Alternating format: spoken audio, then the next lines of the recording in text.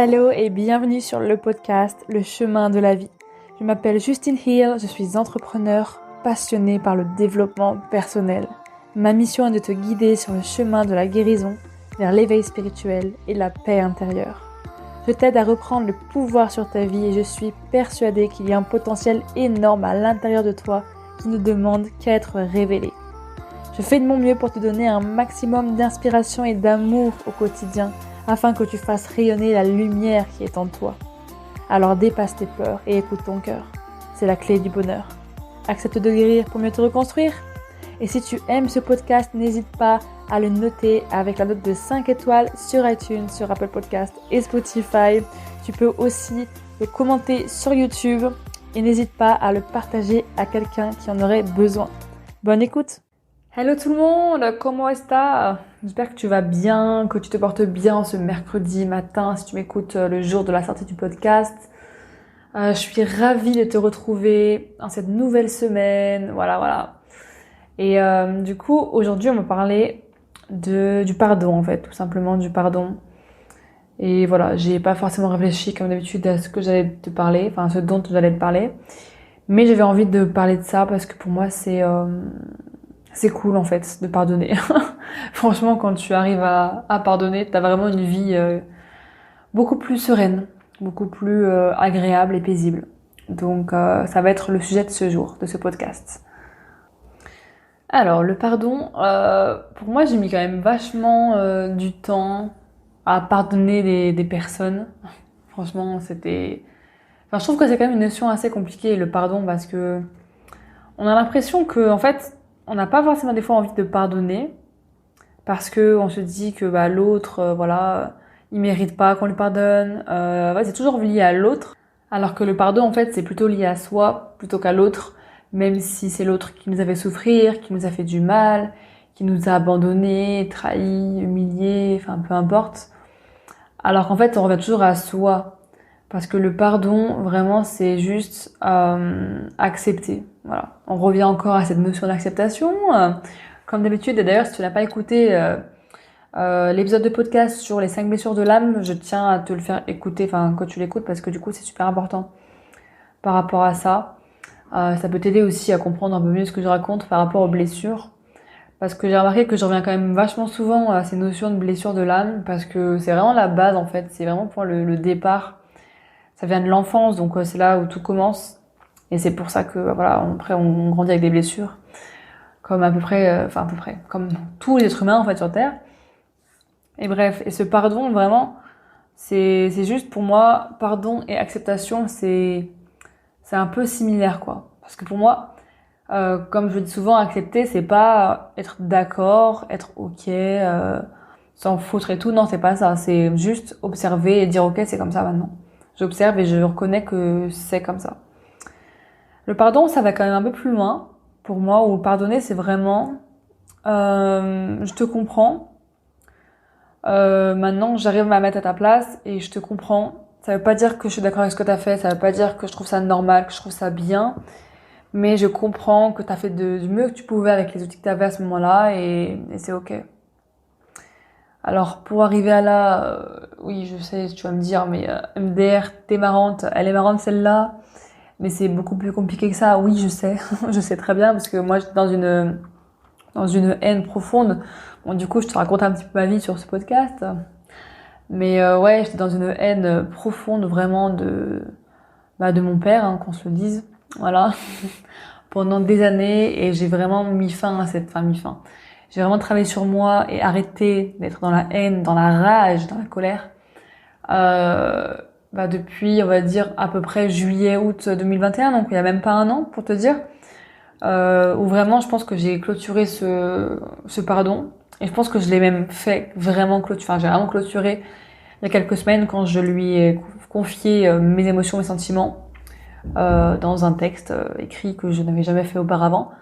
Mais voilà, on va dire le processus du pardon peut prendre du temps. Moi, ça a mis depuis ma naissance, enfin après ma naissance, je parlais pas encore, donc je savais pas, mais depuis on va dire mon adolescence, donc même mes 13 ans, 14 ans, jusqu'à mes 20 ans, non 21 ans même, parce que c'était jusqu'à l'année dernière, donc 21 ans.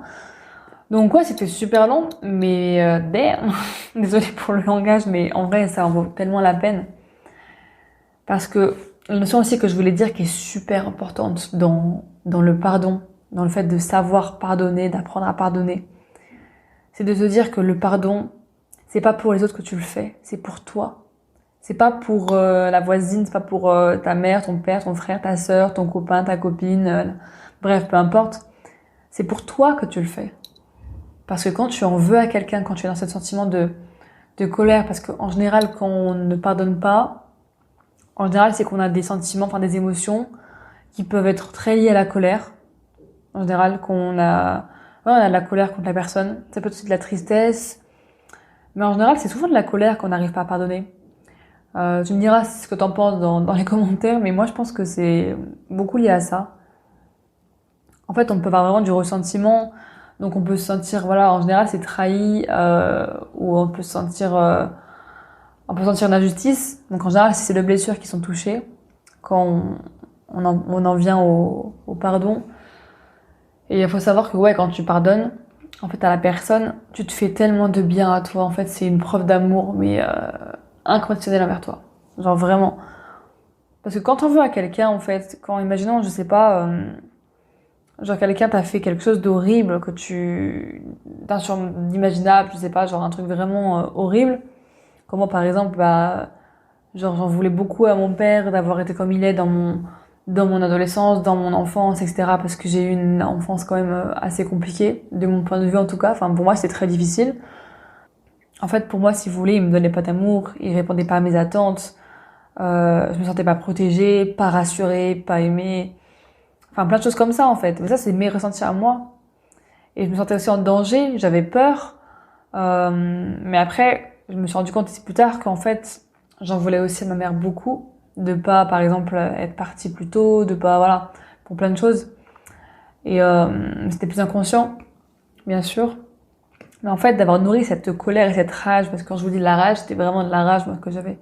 J'ai déjà, enfin, quand j'étais ado, ça m'arrivait très souvent de faire des crises d'hystérie, de crier, d'hurler, de casser des choses. Enfin, vraiment, on est dans un état, mais second, quoi. Et moi, pour vous dire, il y a des choses que je me rappelle même plus. Parce que mon cerveau l'a occulté tellement, c'était des choses douloureuses, du coup, il y a des choses que je me souviens même pas. Hein.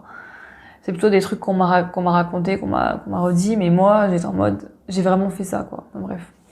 C'était vraiment un passage très douloureux pour moi, ces années d'adolescence, spécifiquement. Et ouais, en fait, quand j'ai compris qu'en fait, le pardon, ça n'avait rien à voir avec l'autre, mais ça avait tout à voir avec moi, et ben je me suis dit, mais ouais, peut-être que je peux essayer de faire quelque chose là. Et bien sûr, ça s'est pas fait du jour au lendemain, parce que oui, bah j'étais jeune, enfin, j'ai pas commencé à pardonner à 30 ans, voilà, c'est depuis que, enfin, je grandis en fait que j'essaie de faire ça. Et en fait, quand j'ai compris, quand j'ai essayé de mettre à la place de l'autre, c'est comme ça aussi que j'ai réussi à plus accepter en fait. Donc pour moi, la première étape du pardon, c'est vraiment reconnaître, observer, me dire ok, là, cette personne-là, elle m'a fait ça. Ça, c'est les faits. Ok, sans émotion, sans jugement, sans rien. Cette personne-là, par exemple, ok, elle m'a trompé. Alors, je prends un exemple, voilà, typique. Cette personne-là m'a trompé. Ça, c'est les faits. Comment je me sens? Alors, je me sens triste, je me sens trahie, je me sens en colère, je me sens hyper mal. J'ai envie de la taper, cette personne, j'ai envie qu'elle souffre, etc., etc. Ok, donc là, on est vraiment dans les émotions très désagréables. J'aime pas dire négatives, mais on va dire très désagréables, où voilà, on souffre. Ça, c'est les émotions. Et dire, ok, en fait, bah, j'ai le droit de me sentir comme ça. C'est déjà aussi de se sentir légitime et de pas minimiser la chose. Ça peut être aussi quelque chose de beaucoup plus, peut-être plus léger. Ça peut être, je sais pas, genre je faisais du vélo, et puis on m'a poussé, ou j'en sais rien, tu vois, genre, je dis un truc vraiment bête, tu vas trop d'exemples là, mais ça peut être quelque chose comme ça, quoi.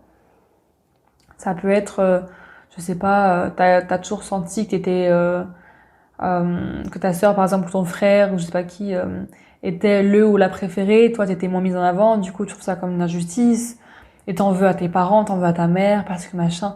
Enfin bref, il y a plein de raisons pour en vouloir à la terre entière, enfin voilà. Mais vraiment, la chose numéro un à faire, c'est vraiment observer et savoir comment tu te sens, pourquoi tu te sens comme ça. Alors déjà, poser des mots en fait sur ce que tu ressens parce que on a tendance à quand même à faire à rester beaucoup dans notre tête, dans notre mental.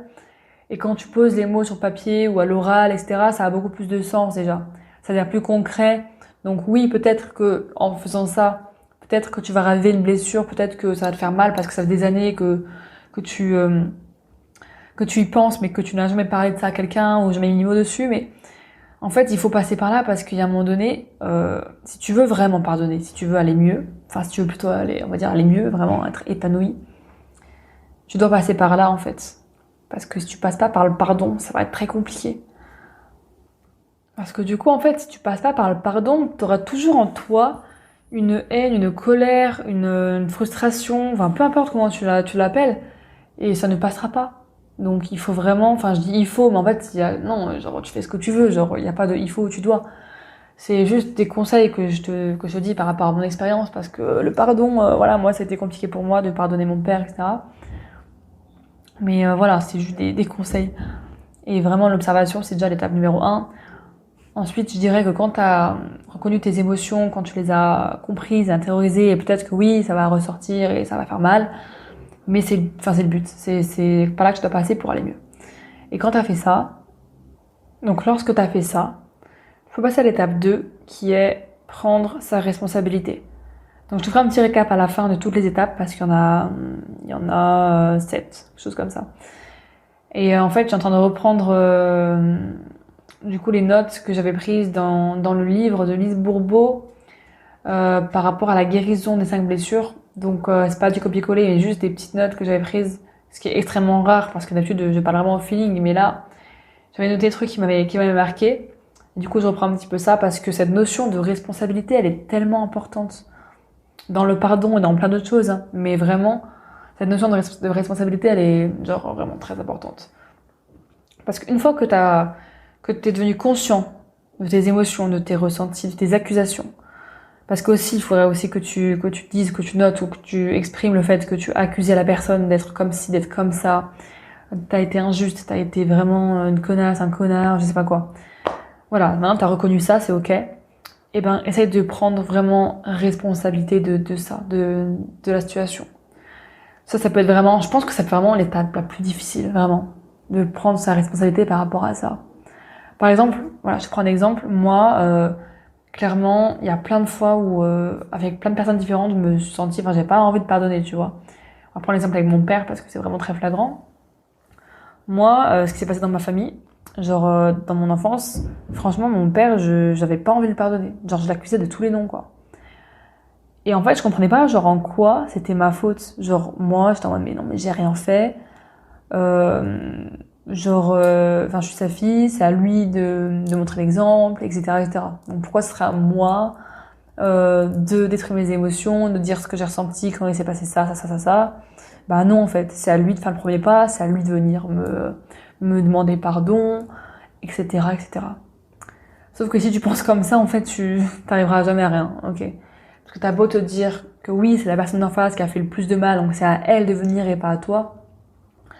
Ouais, enfin d'accord, mais bon, je veux dire, ça avance personne de savoir ça, parce que c'est comme si je te dis, t'es un feu rouge, je sais pas, la personne en face, enfin t'es un feu vert, pardon, et la personne en face, elle grille son feu rouge, genre t'es à 2 doigts de lui rentrer dedans, mais tu freines avant parce que tu sais que si tu freines pas, tu vas te la prendre en pleine face. Et si tu t'écoutes et que tu dis, enfin t'écoutes pas et que tu te dis ouais mais j'ai raison, et bah du coup tu le fonces dedans.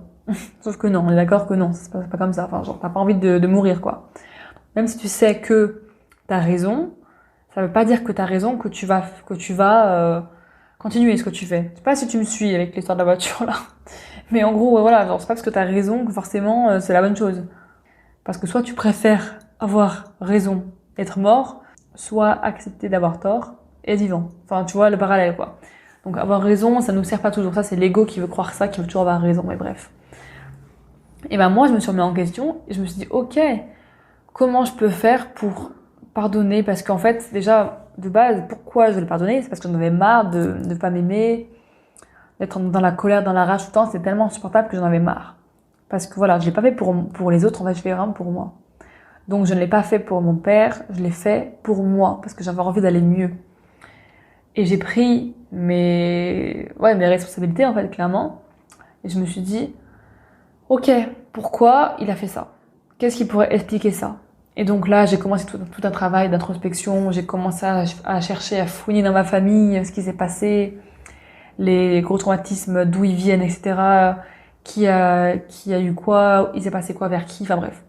Et franchement, j'ai découvert mais plein de choses, mais des trucs de fou malade, quoi.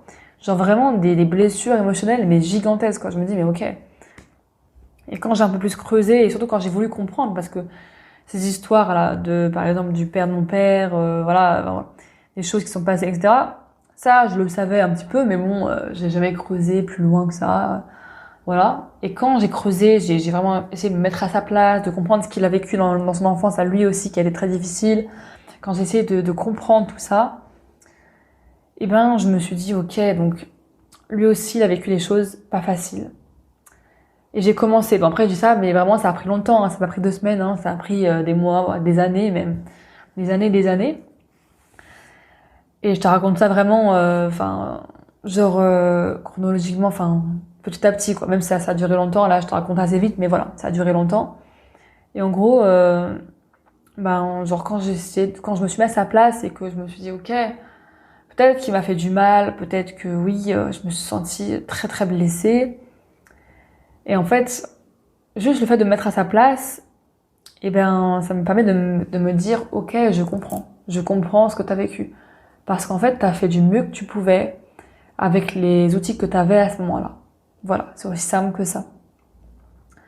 Alors bien sûr, on n'est pas là pour dire c'est normal, du coup t'avais raison, j'aurais peut-être pas dû me sentir comme ça. Bah non, en fait non, tout est légitime. On est juste en train de dire que, bah ok, je comprends pourquoi tu t'es senti comme ça. C'est un fait, ok. Donc en fait, c'est vraiment aussi prendre sa responsabilité dans le sens où tu te mets à la place de l'autre. Et après, la deuxième partie, c'est aussi de se dire, en fait, c'est pas le seul fautif dans l'histoire. C'est comme par exemple quand, je sais pas, n'importe quoi, un couple se sépare. Et je suis fatiguée, hein, faut pas m'en vouloir. C'est quand un couple se sépare, par exemple, je sais pas, il y en a un qui trompe l'autre. Et ben, ok, il y en a un qui trompe l'autre, donc celui qui a trompé est fautif. Et c'est à lui qu'on en veut ou à elle, c'est vraiment une horrible personne, etc.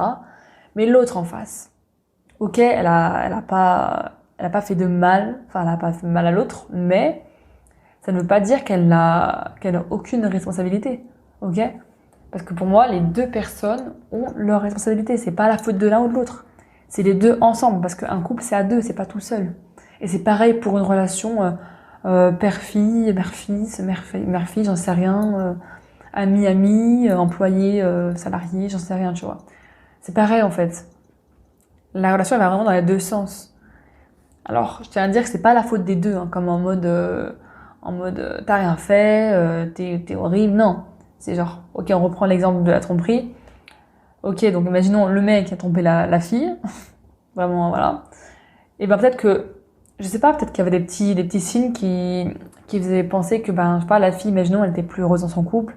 Peut-être qu'elle délaissait son mec, peut-être que, genre, elle passait plus de temps avec lui du tout, elle était distante. Ça veut pas dire que ça donne raison à l'autre, hein, pas du tout. Hein. Je suis pas en train de justifier, de dire c'est normal, t'as le droit de faire ça, et puis basta. Non, pas du tout. C'est juste pour prendre des responsabilités et de se dire, et de remettre l'autre à sa place, tu vois. Et de se dire, bah ouais, mais enfin, tu vois, genre, on attire ce qu'on est, en fait. On attire ce qu'on est, voilà, clairement. Donc moi, par exemple, j'ai souffert dans mon enfance, mais je sais que je l'ai attiré, même si j'en ai pas conscience. Et que, bien sûr, c'est horrible, et que ça arrive à plein de personnes, tout le monde souffre, tous les humains ont vécu des souffrances, etc. Ça veut pas dire que tu le mérites, parce que non, tu le mérites pas. Mais tu l'as attiré pour te faire comprendre des choses, pour faire grandir. T'attires des personnes à toi qui te font peut-être souffrir, peut-être du mal, mais au final, c'est pour que t'en retires une leçon et pour que ça te fasse grandir, pour que ça te fasse devenir une personne, en fait, plus heureuse, plus épanouie et surtout plus libérée. Libérée de toutes ces charges, que tu as sur toi, de tous ces poids, en fait. Donc c'est ça, en fait, pour moi, prendre sa responsabilité. Mais je pense que je reviendrai dessus parce que c'est tellement important, cette notion de savoir, se mettre à sa place, quoi, tout simplement. Et en gros, il y a une définition que j'aime bien du coup de la responsabilité, c'est la suivante que je vais te lire. Alors en fait, être responsable, c'est admettre que personne au monde n'est dans ta vie pour répondre à tes attentes et que celles-ci viennent du manque d'amour de toi-même. Voilà, cette phrase, je la trouve incroyable parce que c'est exactement ça en fait. Genre, personne n'est là pour répondre à tes attentes. Genre, tu es la seule ou le seul maître de ta vie, il n'y a que toi en fait. Genre, t'as ce pouvoir. Tu es le créateur, la créatrice de ta vie. Donc voilà. Mais vraiment, c'est une notion très importante. Et voilà. Ensuite, on a l'étape du coup numéro 3, je crois, c'est se réconcilier avec l'autre. Alors ça, oui, c'est sûr que faut déjà passer par les deux étapes compliquées. Enfin, vraiment, l'étape 2 de la responsabilité, c'est la plus compliquée. Hein. Quand tu passes celle-là, franchement, après, ça va déjà beaucoup mieux, on va dire. Et vraiment, pour te réconcilier avec l'autre personne, du coup, tu as plusieurs choses que tu peux faire. C'est déjà, bah voilà, c'est de la comprendre, comme j'ai dit. Quand tu as pris ta responsabilité, tu peux enfin la comprendre, etc. Et essayer aussi de mettre en application l'effet miroir. Donc ça, je pense pas que je vais l'expliquer là dans cet épisode de podcast, sinon il va durer à peu près 1h30. Mais promis, je te ferai un épisode dessus, c'est super important. Donc voilà. Donc je vais te donner un exemple par rapport à la méthode du miroir, parce que c'est vachement important quand même. Imaginons, genre, je sais pas, ton copain, ta copine, peu importe, genre il te disait oui, je vais t'appeler, ça me fait rire cet exemple parce que c'était tellement moi avant qui pétait un câble sur ça. Genre oui, vas-y, je t'appelle demain, machin et tout, vers telle heure. Ok. On arrive le lendemain, pas d'appel, rien, silence radio. Moi, j'étais le genre de personne qui pétait un câble. Hein. Mais genre, tu m'as dit que tu m'appelles à telle heure, tu ne m'appelles pas à telle heure, je pète un câble. Genre, c'est même pas le fait que tu m'appelles pas qui m'énerve. Hein. C'est vraiment le fait que tu ne tiennes pas tes engagements, que tu dises pas, que tu ne tiens pas ta parole, en fait. Et ça, c'est encore valable, en vrai, dans des petits trucs de tous les jours, qui m'agacent un petit peu, mais après, voilà, je me suis quand même calmée par rapport à ça. Même avec les autres en général, hein. Pas forcément avec mon copain, mais bref. Et du coup, moi, j'étais en mode, mais ouais, t'es sérieux, t'as dit que tu m'appelais à telle heure, tu l'as même pas fait, pourquoi tu préviens pas? Au pire, mais arrête de me dire que tu vas m'appeler si tu le fais pas, autant rien me dire du tout, moi ça m'énerve, nan, nan.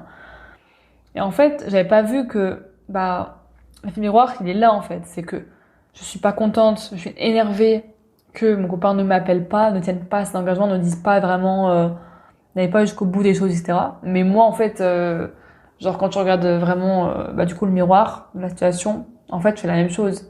Parce que, par exemple, moi, ça va être dans autre chose quand je tiens pas mes engagements. Par exemple, j'ai dit que, je sais pas, j'ai dit que j'arrêterais de mettre en colère contre toi, que j'arrêterais de te parler, de mal te parler, etc., de faire ceci, de faire cela, d'être méchante, machin. Et en fait, je le fais pas. Donc en fait, clairement, je ne tiens pas mes engagements non plus, tu vois. En fait, vraiment, l'effet miroir, ça peut être très subtil. Ça peut être très très subtil. Mais du coup, je t'en parlerai dans un autre épisode parce que sinon, ça va durer trop longtemps. Et ça fait déjà 23 minutes que je parle. Donc voilà. Donc c'est la réconciliation avec l'autre. Ensuite, c'est aussi le pardon de soi. Se pardonner à soi-même. Ah ça, c'est compliqué aussi. Le pardon de soi, c'est compliqué. Et en fait, c'est se dire, en fait, j'ai le droit d'avoir été énervée, même d'en avoir voulu à l'autre, et aussi d'en avoir voulu à moi-même. Genre, j'ai le droit, ok? Et c'est vraiment de se prendre dans les bras, de prendre dans les bras son enfant intérieur, de se dire, mais je suis légitime, j'ai le droit de m'être sentie comme ça, en fait, parce que j'avais que ça, en fait, j'avais pas d'autres possibilités, j'avais pas d'autres options, je connaissais que ça. Donc j'ai fait du mieux que j'ai pu avec les outils que j'avais à ce moment-là, et je pouvais pas faire autrement. Donc c'est vraiment, c'est donner de l'amour, en fait, c'est donner de l'amour, de l'amour, de l'amour. Mais bien sûr, c'est plus compliqué à dire qu'à faire. Et voilà, donc ça, c'est par rapport aussi vraiment, ouais, comme je disais, à l'enfant intérieur. Pour vraiment se pardonner et se dire que, bah voilà, on était à la hauteur, en fait. Parce que, voilà, on peut pas faire autrement. Ensuite, après, t'as aussi le fait de faire le lien avec un parent. Bah ça, après, ça revient vraiment aux 5 blessures de l'âme. Par exemple, si t'as une embrouille, je sais pas, que tu te disputes ou que tu en veux terriblement à quelqu'un qui n'est pas ta famille, hein, qui est, je sais pas, ton patron, un collègue, un pote à toi, bref, peu importe, que vraiment tu lui en veux, essaye de faire le lien avec un parent. Par exemple, je sais pas, moi par exemple, je me suis disputée avec une amie il y a pas longtemps, et j'ai ressenti de la trahison, en fait. Et cette situation m'a fait vivre de la trahison. Et du coup, bah ça m'a rappelé en fait directement mon père en fait. Ça m'a vraiment ramené à mon père direct, tu vois, cette blessure. Et cette situation en particulier. Mais du coup, ça peut être sympa de faire, enfin sympa, ça peut être cool ouais, de faire le lien entre la situation que tu vis et le parent. Par exemple, ouais, je comprends pas, genre il y a personne qui reconnaît ma valeur, genre mon patron il dit toujours que je fais de la merde, que je suis nulle, que nanana, ou mes collaborateurs ils veulent pas de moi, etc. Enfin bref, tu vois.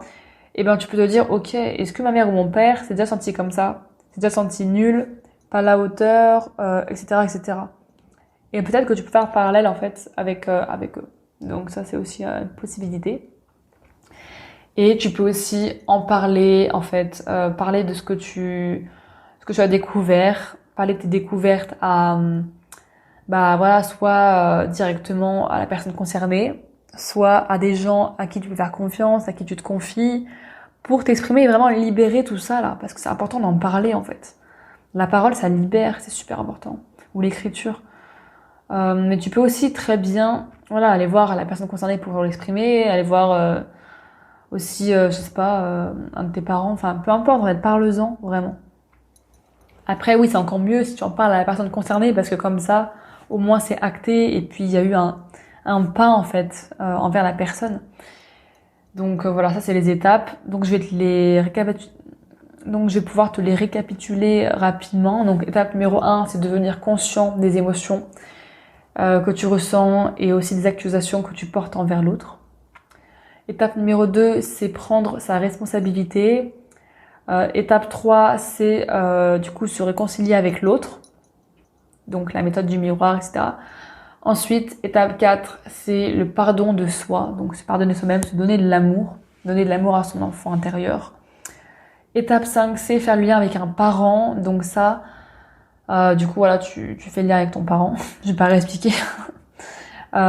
Étape 6 et 7, enfin, moi je mets les deux ensemble, mais bon, étape 6 c'est plutôt d'exprimer tes découvertes, ce que tu as appris, donc en parler à quelqu'un ou dans ton livre, dans tes notes ou je sais pas quoi.